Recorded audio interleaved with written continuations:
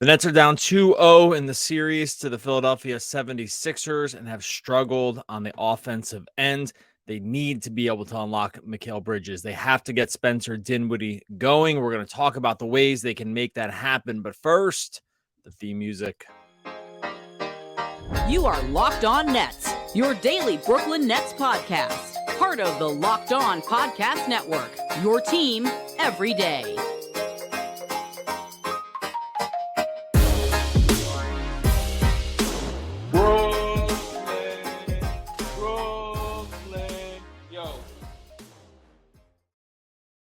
All right, welcome back to the Locked On Nets podcast on the Locked On Podcast Network. It's your team, the Brooklyn Nets, every single day.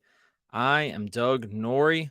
You know me, the owner-operator of DFSR.com. That's Daily Fantasy Sports Rankings.com. If you need some projections, NBA, MLB too, for FanDuel and or DraftKings, go check out DFSR.com. Thanks for making Locked On Nets your first listen of the day. And let you know about our friends over at Game Time.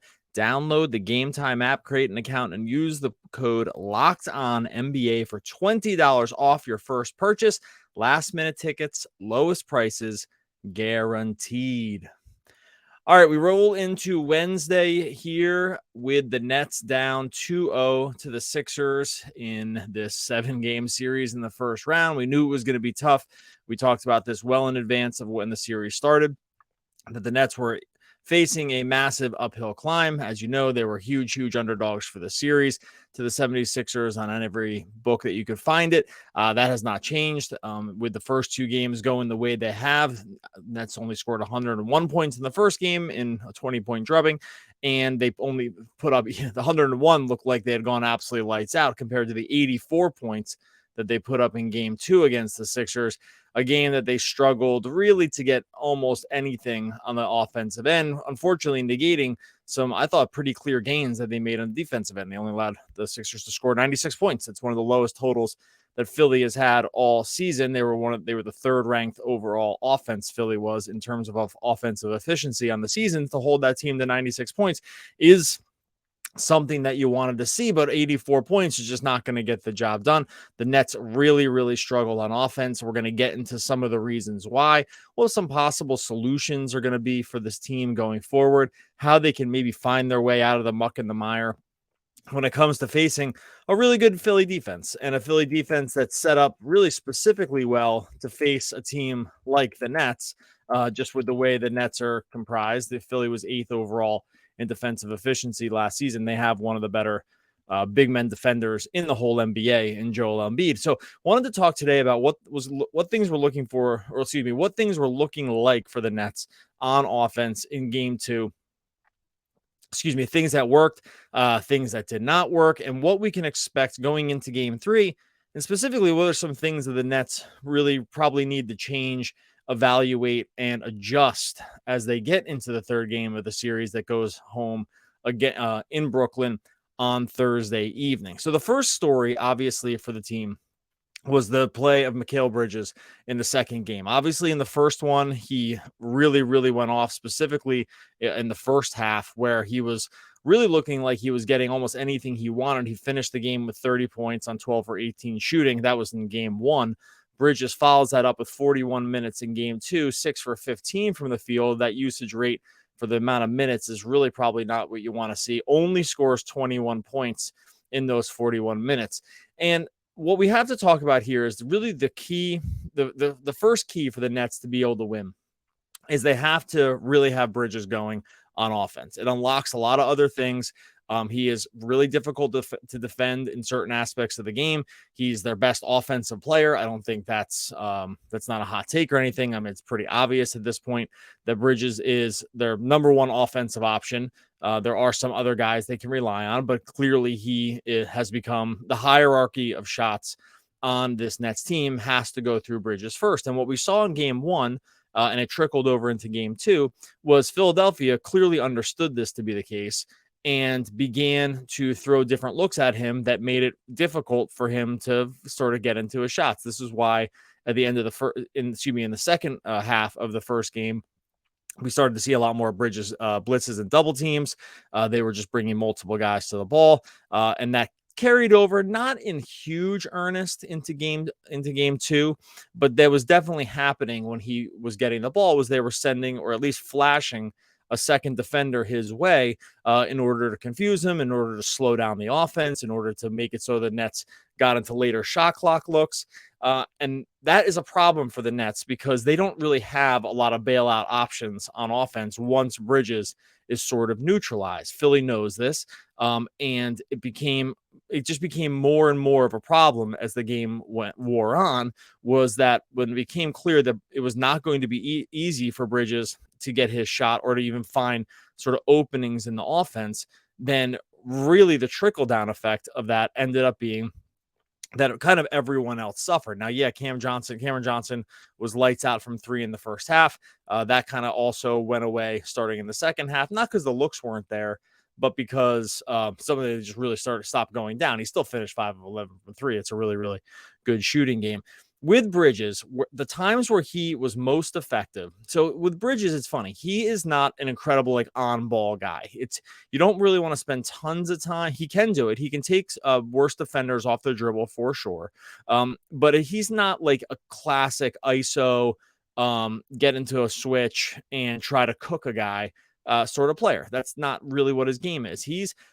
His game, and the times where we've seen him have success against this Philly team, is when he's able to come off a pick and roll or a screening action and get a little downhill and get into the mid-range against the drop coverage. Now, what we saw, having gone back and watched the first really every possession that the Nets had in the first game, but specifically in the first half, one way that Philly started to take this away from him is that the really deep drop coverage that Joel Embiid was playing in game one sort of started that he did not play as deep of a drop in this game. He really more stayed on the level on the pick and roll. That made it so that even if Bridges was able to get around, even if guys like Maxey or whatever were fighting over screens, there was still sort of something in the way for Bridges. Some guys are going to be able to take advantage of that. If Joel Embiid stays high in the pick and roll, they can blow by him to get to the basket. But Bridges really, he tried it a couple times. He was denied at the rim, and that made it really, really hard. And so it was like Philly said, okay, well, if we play Joel Embiid higher, then there's really very, very few places for Bridges to go. Bridges did make some tough shots over Embiid in this game still. He still was able to pull up in the mid-range at times, but it really wasn't anything like what we saw in the first half. What we need to see from Brooklyn in this game more is the times with Bridges. They have to be setting multiple screens for him. We saw a couple double drag options for him where there was one specific one where Royce and Claxton set two drag screens, and then Bridges came behind the second one, and Dinwiddie sort of found them over the top of the O'Neal screen, and that turned into a 3-point attempt. It didn't go in, but I liked it because it was starting to free him up away from those secondary defenders as they came through the screens, and those are ways you can start getting Bridges open.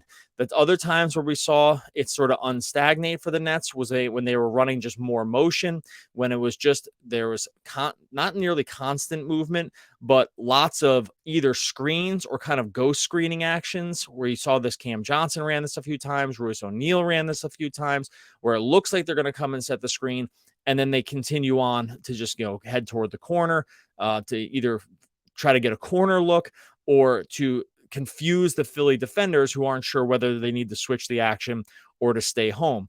The Nets are not an incredible screening team, but actions like that can begin to start to unlock an offense that doesn't have tons in the way of ball creation. When you don't have great live on-ball ball creators, shot creators, you need to be in motion more, because really the advantages in the offense come from when you're either able to confuse the defense or be able to beat primary defenders. Once you get, a defender behind you, you can see how things start to open up. When the Nets, they don't have guys like this that can do a lot of this. So it's imperative on them that they stay in motion as much as possible, either setting screens, like I said, setting these ghost screens that look like you're going to stop and then just kind of continue on. Even those alone, the times where the Nets ran those actions in the second game, things did open up for them a little bit. There were better looks at the basket.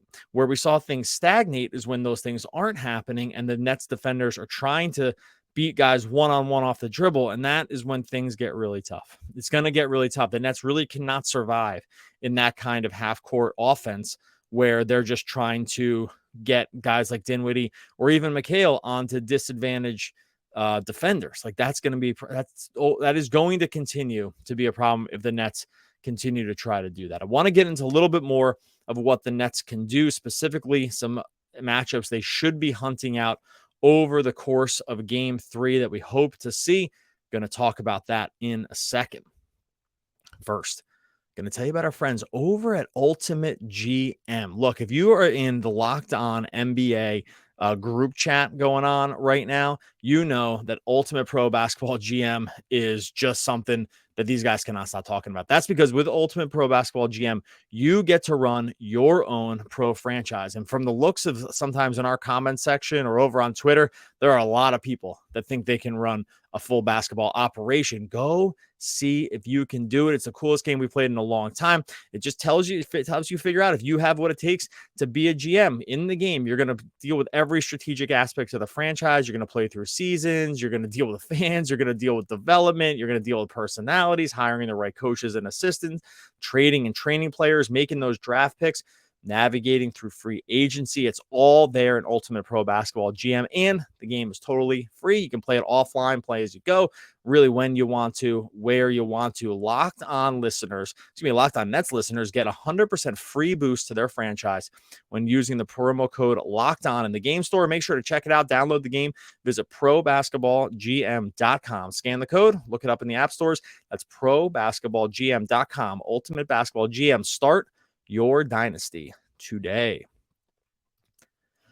All right, other things the Nets need to be able to look for on offense. One thing they did not do nearly enough in game 2 was try to find where James Harden was on the court and go at Harden defensively. Now, this is a little hard because where you saw Harden line up on the defensive end was he was mostly guarding the Nets' worst offensive player. That's like Dorian Finney-Smith. We saw that a lot.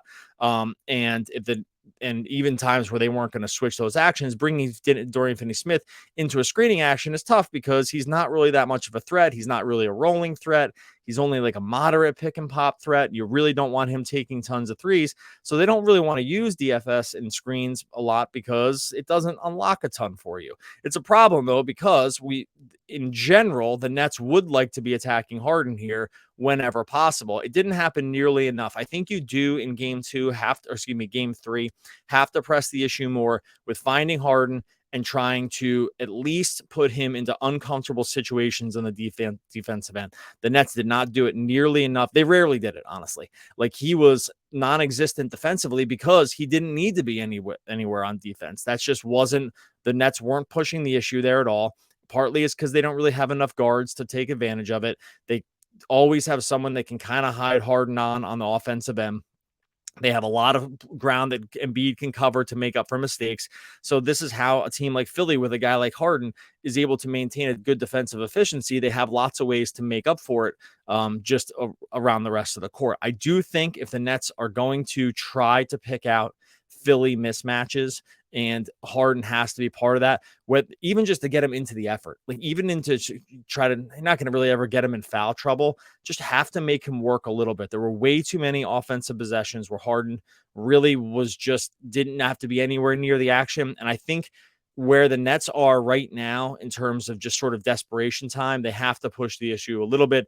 They have to try to be able to find Harden. They have to bring his guy into screens and screening actions because they just have to try to take advantage of his lack of defensive skills, especially a point of attack.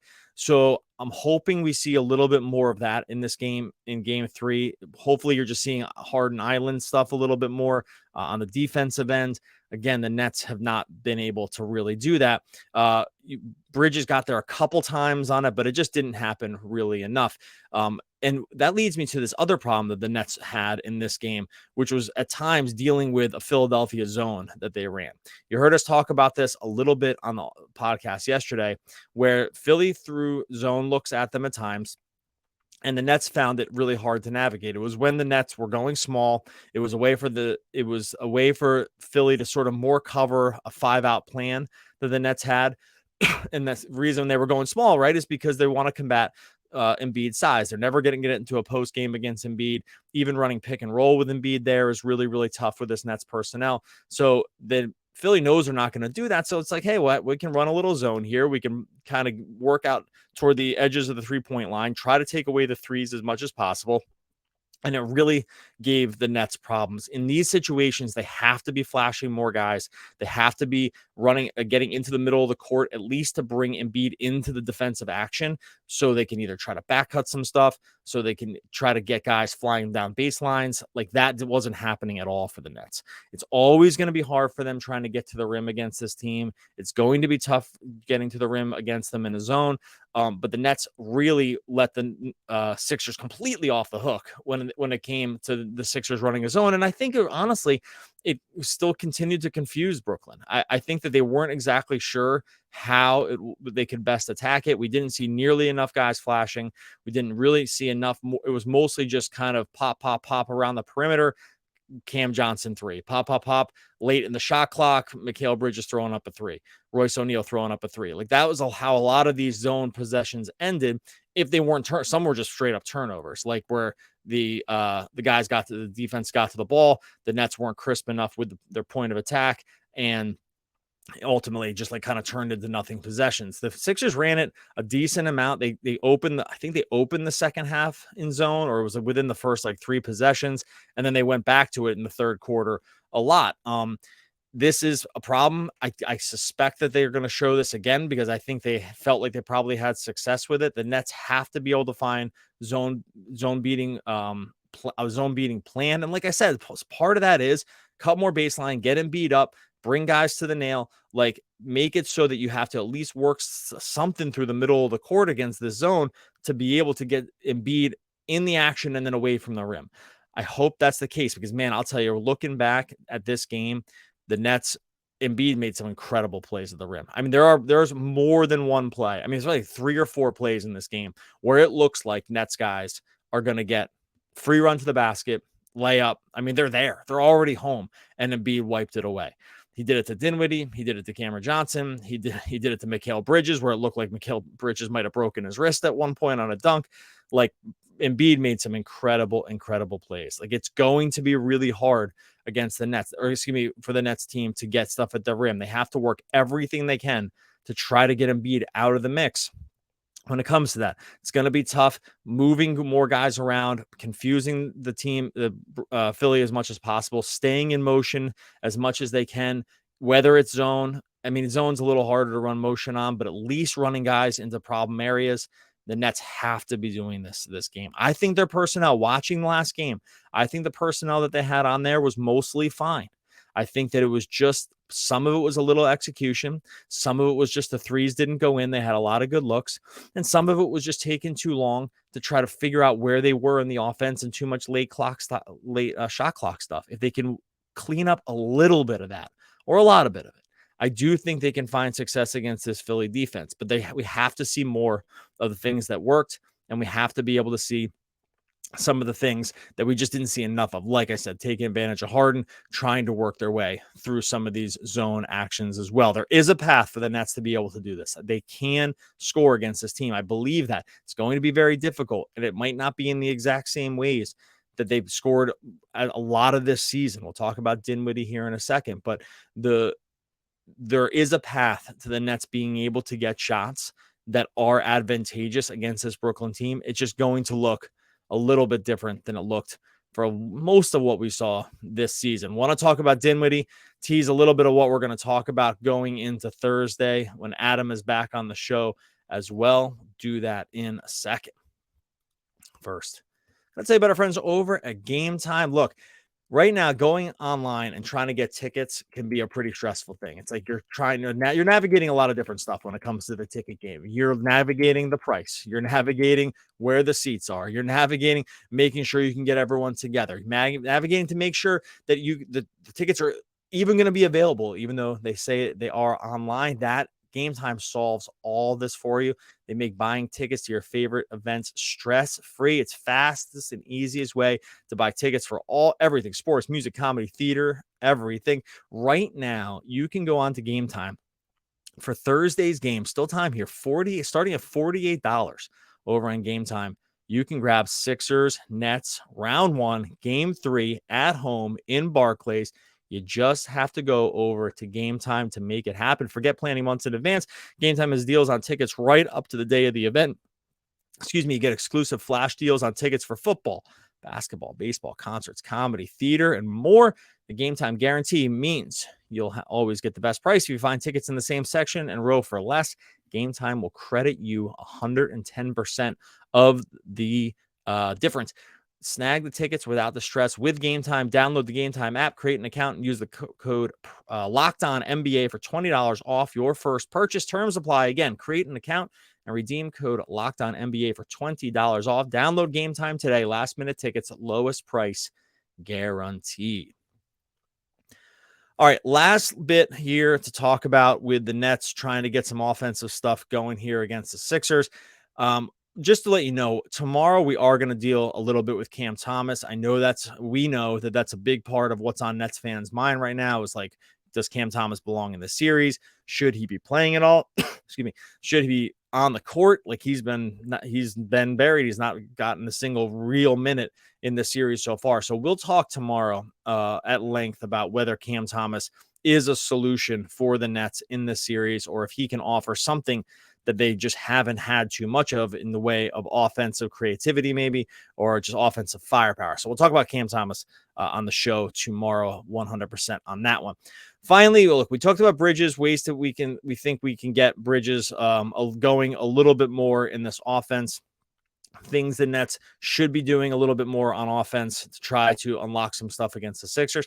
Have to talk about Spencer Dinwiddie here. We talked briefly about him on yesterday's podcast. Definitely dealt with it in terms of the live YouTube afterwards as well. This has been a struggle for Spencer so far. 5 for 12 in the first game, 5 for 14 in the second game. 7 assists and 6 assists in his minutes, and he's played a lot, 36 and 41. The numbers that were there for him later in the season just have not been there for him in this series at all, and it's really been a struggle. And I'll tell you, going back and watching specifically game 2 again, one way you could tell Spencer was really, really it's going to sound crazy, but one way you can really tell he was struggling on offense is what you didn't see from him, even on the misses, is the thing that you saw all year from this guy. And that he is among the chief guys who thinks they always get fouled, right? Look, there's a certain guy in the NBA that's just like this. They're usually kind of creative on ball guys, guys that want to get to the rim a lot. When you do that, you're going to draw a lot of contact. Like that's just the name of the game. And when you draw and you play that style of game, you're going to think you're fouled a lot, and you are fouled a lot. Like that's just kind of how it works. Like the closer you get to the rim, the more you get fouled. That's how basketball generally works. Excuse me. Dinwiddie, you could tell that this was really a struggle for him because he wasn't even complaining about getting fouled, really, like especially relative to him. When I really kind of noticed it more the second game because I guess I was just so used to seeing it from him so much over the course of the season that when I saw it's like a couple times he took the ball to the rim and missed the shots and didn't complain. I'm like, man, when have we seen that happen from Spencer this year? Usually almost every time he goes to the rim, make or miss, he's got the arm up and he's telling the referee he was fouled. He wasn't doing it in this game. That to me was a sign of anything else that he knew he was struggling because he wasn't getting fouled. He's getting to the rim or trying to get to the rim, and it's just an absolute stone wall for him. Whether he's not been able to beat his primary defender almost at all this series, even when they're trying to get him into switches that they like, maybe against Maxey, he's trying to cook. George Niang, he was trying to get off of, and that wasn't really working. And even the times where he was able to beat these first guys, and Embiid's just kind of there waiting for him to easily kind of just get it out of there.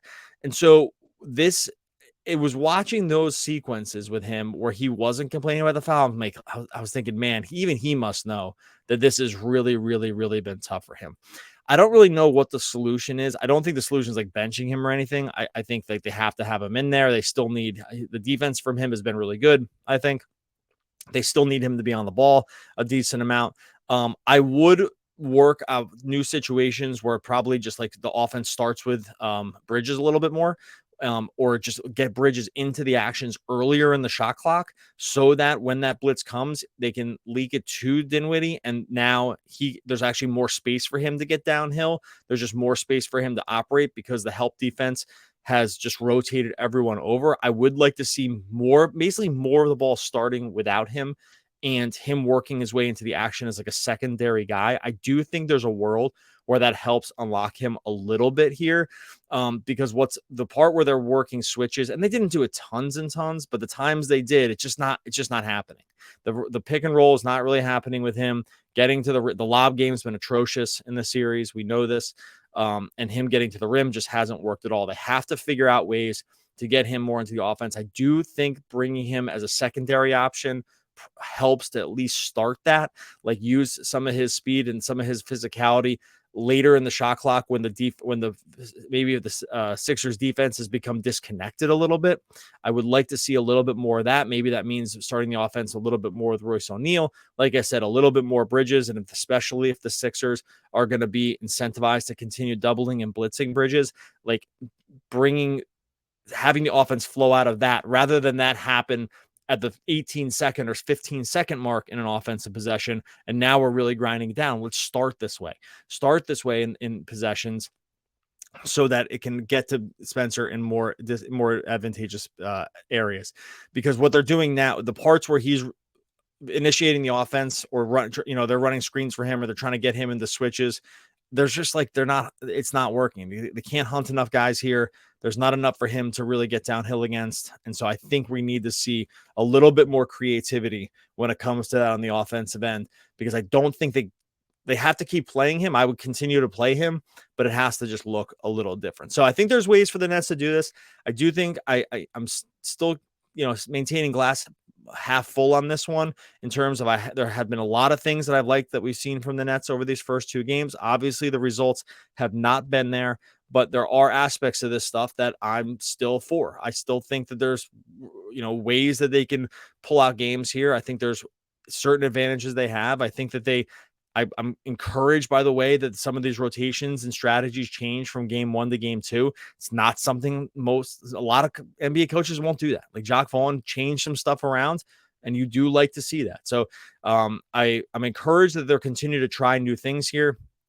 And I'm encouraged that they'll be able to try to unlock some of the aspects of what Philly might be willing to give them on the offensive end. And like I said, obviously with Adam and I, we will talk about Cam Thomas tomorrow to see if we think that is a possible option for game 3 or game 4. All right.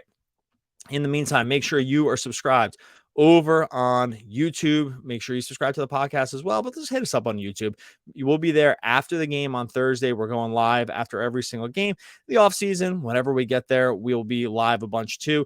You're going to get extra stuff over on YouTube that you're just not going to get on the podcast feed. So make sure you go and do that. Make sure you tune back in tomorrow when we talk about everyone's favorite net, Cam Thomas. In the meantime, Adam is often the one that has the quotes from the great American poets. He is not here today, so we'll just say Adam Arbrecht, one of the great American poets, and we'll be back again tomorrow talking more Brooklyn Nets basketball.